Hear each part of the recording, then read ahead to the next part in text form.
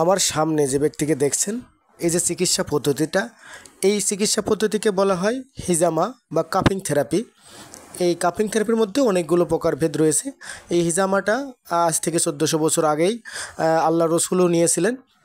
এই চিকিৎসাকে সর্বোত্তম চিকিৎসা ব্যবস্থা বলেছেন। এর মাধ্যমে সকল প্রকার ব্যথা, ব্রণ, দুর্বলতা, হাই ব্লাড প্রেশার, অ্যালার্জি, শ্বাসকষ্ট, কোলেস্টেরল ও বন্ধ্যাত্ব নিরাময়ে হিজামা বা কাপিং থেরাপি সর্বোত্তম একটা চিকিৎসা ব্যবস্থা। হিজামা একটি জনপ্রিয় সুন্নত বিজ্ঞানভিত্তিক, সহজ, নিরাপদ এবং অত্যন্ত কার্যকরী প্রাচীন চিকিৎসা পদ্ধতি, যা ইউনানি ও আয়ুর্বেদিক সিলেবাসের অন্তর্ভুক্ত। হিজামার মাধ্যমে কাপ ব্যবহার করে দূষিত রক্ত, টক্সিন বের করে ফেলা হয়, ফলে ব্লাড সার্কুলেশন বৃদ্ধি পায়, নার্ভগুলো অ্যাক্টিভ হয়, যাকে ইংরেজিতে কাফিং, বাংলাতে রক্তমাখন, আরবিতে হিজামা বলা হয়।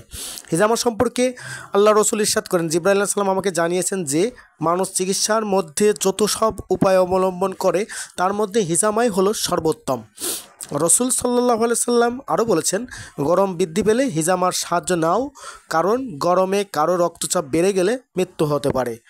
আর এই হাই ব্লাড প্রেশার বা ব্লাড প্রেশার নিয়ন্ত্রণ করার জন্য হিজামা একটি উত্তম চিকিৎসা ব্যবস্থা।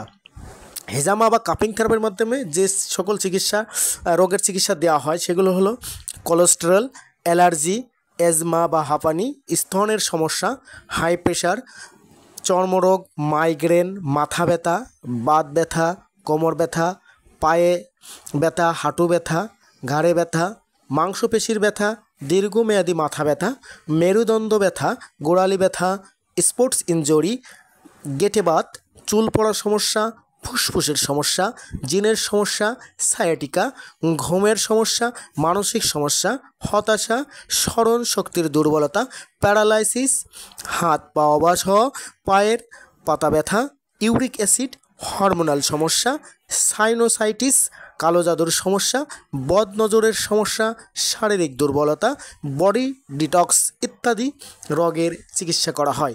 অর্থাৎ এই কাপিং থেরাপির মাধ্যমে কিন্তু অনেকগুলো রোগের চিকিৎসা করা হয়।